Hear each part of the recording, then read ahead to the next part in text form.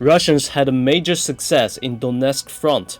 The Ukrainians had a rotation problem. When Ukraine 24th Brigade and the 14th Brigade rotate their positions, they miscommunicate.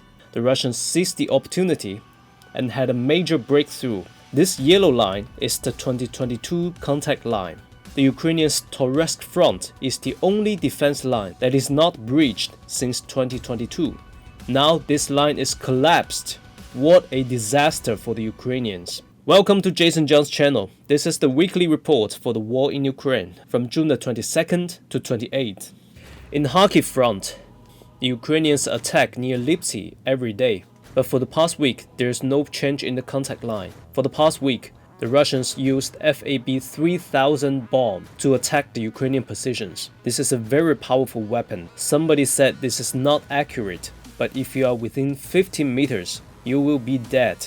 If you are within 160 meters, you will lose combat capability. This is a game changer. That's why the Ukrainians need F-16. Here the Ukrainians had a bad time.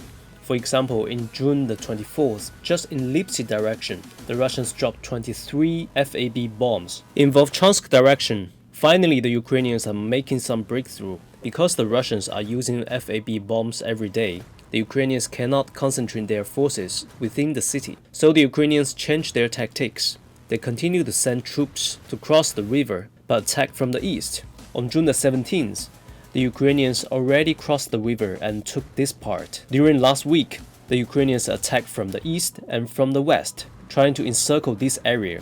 The Russians are forced to retreat. Now the Ukrainians had this area connected, so they controlled 50% of northern Volchansk. The major attack force is the 36th Marine Brigade. This is the elite force of Ukrainian Marines. There are other three brigades had battle report for the past week. 153rd Brigade. They were formed in 2023. They used to be a mechanized brigade. Core members are from 72nd Mechanized Brigade. But in April 2024, because of lack of vehicles, this brigade was downgraded to an infantry brigade. The Ukrainian 57th Brigade also had a battle report here. So is the 17th Separate Brigade of Ukrainian National Guard. So we can see the Ukrainians concentrated a lot of forces here. We will see if they were able to capture the whole town. In Kupiansk direction, the Russians continue to attack. The Russians' 27th Separate Guards Motor Rifle Brigade attacked here and reached the outskirts of Stelmachivka. Now we can see this town is threatened from three directions. The Ukrainian Ministry of Defense estimated that in Luhansk front, the Russians had around 72,000 troops. Nearly half of them are engaged in battle, and the Russians are transferring more troops from Zaporozhye and Rostov Oblast. In Bakhmut front, Russians had a major success. On June the 26th, the Russians' 106th Airborne Division captured Rostovivka. The Ukrainians report that on 24th, the enemy reached the outskirts of Rostovivka. On 25th, they captured half of this town. On 26th and 27th, the Russians captured the whole village. So the Russians attacked from this Vasily and attacked this high ground.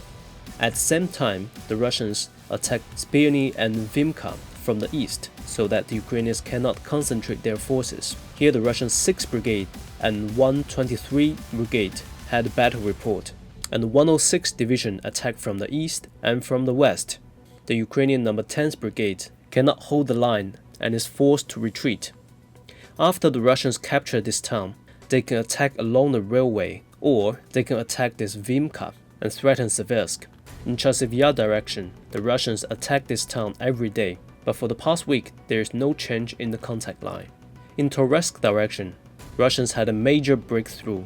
On June the 19th, the Ukrainians had a rotation problem. The 24th Brigade withdrew from the defense position. The 41st Brigade was supposed to replace, but some report says this brigade was exhausted and was not able to defend the line. So the Russians captured the positions. On June the 19th, the Russians breached the defense line and pushed 2 kilometers. On June the 22nd, the Russians attacked from the north and captured the village of Shumi. On 23rd, the Russians expand their territory and control the forest line. On 25th, the Russians go across the forest and capture the first line of the buildings. the Ukrainian Ministry of Defense estimates that there's only 10,000 soldiers in this area. The major attacking force is 132nd Motor Rifle Brigade, which is the former DPR forces. In the southern part, the Russians also attacked near New York and captured this area. Now we can see it seems the Russians has started the Battle of Toretsk, but this is not an easy task. We will see if the Russians put more resources here. In Donetsk front, Russians continue to push west. Since the Russians captured Novoalexandrivka, for the past week, the Russians continue to clear the village and try to expand the territory.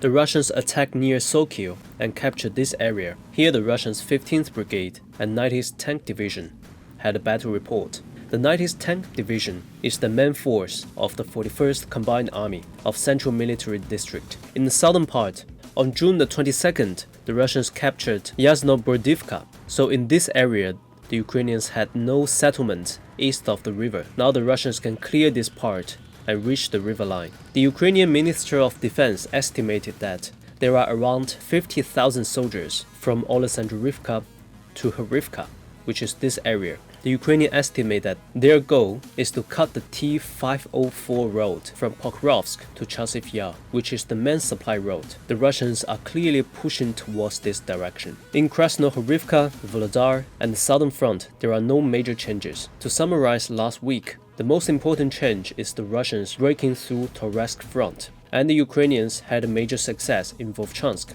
Here the Russians need to be careful. Toretsk and New York are very sexy target. But if the Russians want to capture this town, they need to dedicate a lot of resources. Ukrainians had limited resources, so are the Russians. You cannot take Toretsk and Pokrovsk at the same time. Which is more important? Pokrovsk direction is strategically more important. If the Russians are able to cut the T-504 road, encircle or semi-encircled Pokrovsk, it can destroy the whole logistics system of the Ukrainians. This is strategically more important. The Russian summer offensive is very likely to start in July. So we will see how the Russians dedicate their resources, whether they really want to start the Battle of Toretsk or they want to push west. That's all for today. This is Jason Jiang from Shenzhen, China. Thank you for watching and see you next time.